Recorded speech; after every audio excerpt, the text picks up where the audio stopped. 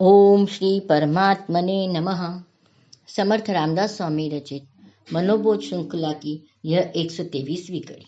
मूल मराठी श्लोक। अहिल्ये सती लागी आरण्य पंथे, कुडावा पुढे देव बंदी तयाते, बळे सोडिता घाव घाली निशाणी, नुपेक्षी कदा रामदासाभिमानी।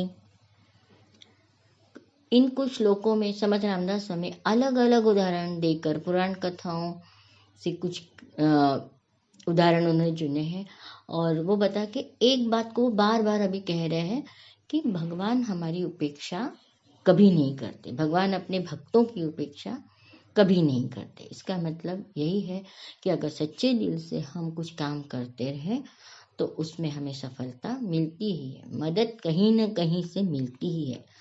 और जिस किसी से, चाहे वह व्यक्ति के रूप में हो या किसी और अन्य रूप से मदद मिलती हो, वो सभी तो भगवान के रूप होते हैं। गौतम ऋषि ने अपनी पत्नी अहिल्या को श्राप दिया, वो पत्थर बन गई, ऐसी कथा है। इंद्र के छल के फलस्वरूप अहिल्या को दोषी ठहराया गया। इंद्र उस पर मोहित हो गया और गौतम ऋषि की अनुपस्थिति में अहिल्या के साथ उसने छल किया।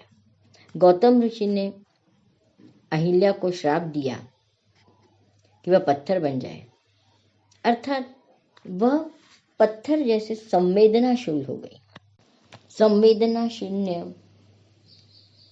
अहिल्या को छोड़कर गौतम ऋषि चले गए। आसपास रहने वाले लोगों ने भी उनसे संबंध तोड़ दिए।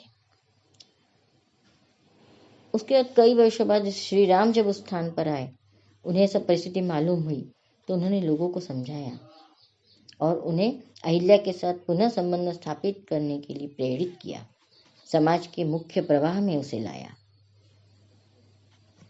आज भी परिस्थिति कुछ बदली नहीं है। अगर कुछ अत्याचार महिला के साथ होता है तो महिला ही दोषी ठहराई जाती है, महिला को ही समाज निंदा का सामना करना पड़ता है और उस पर अत्याचार करने वाला पुरुष खुलेआम घूमता रहता है। आज भी ये परिस्थिति, इतने सालों बाद भी परिस्थिति बदली नहीं। ये सभी कथाएं, श्लोक मनोरंजन की दृष्टि से भी थोड़ा लोग उसे पढ़ें, इसलिए अलग तरह से लिखी जाती है। उसका शब्दशः अर्थ नहीं लेना चाहिए। जैसे यहाँ पत्थर, कोई बोलेगा पत्थर कैसे बन जाएगी और पत्थर से फिर से औरत कैसे, तो ये नहीं, पत्थर जैसे वह संवेदना शून्य हो गई थी। रावण ने कई राक्षसों को बंदी बनाया था, प्रभु श्री राम ने उन्हें भी मुक्त किया।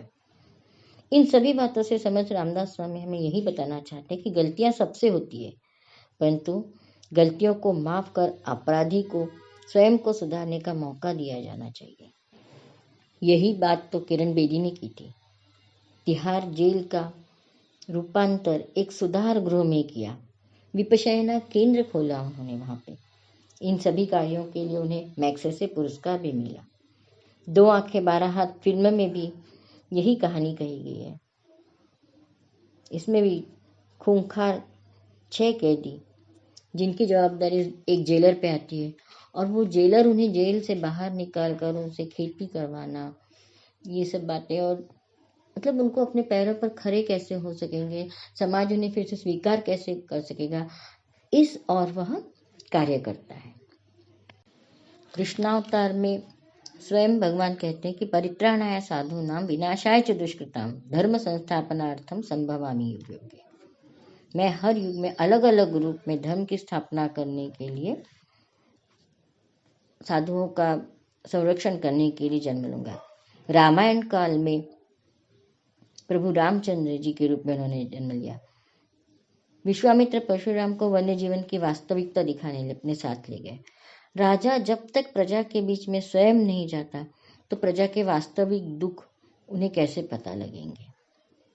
कई राजा भी वेश बदलकर अपने प्रजाजनों की वास्तविक स्थिति जानने के प्रयास करते थे, यह हमने पढ़ा है। रामायण के बारे में भी कई लोग प्रश्न उठाते हैं कि अगर राम सबका उद्धार करते थे तो खुद अपनी पत्नी को उन्होंने क्यों छोड़ा, परंतु उनकी अग्नि परीक्षा क्यों ली, यह मूल बात मूल रामायण में नहीं है, वाल्मीकि रामायण में नहीं है। वाल्मीकि रामायण राज्याभिषेक के बाद कथा समाप्त करता है। अगर उन्हें आगे कथा लिखनी रहती तो वह ऐसा नहीं लिखते कि यहाँ क्रमशः लिखा होता। इससे स्पष्ट होता है कि कथा राज्याभिषेक में ही समाप्त हो गई है और आगे का जो कथानक है सीता त्याग का, वह किसी और ने इसमें जोड़ा है। तो क्यों न हम अपने मन में यह बात पक्की बसा लें कि भगवान अपने भक्तों की उपेक्षा कभी नहीं करते। जय जय रघुवीर समर्थ।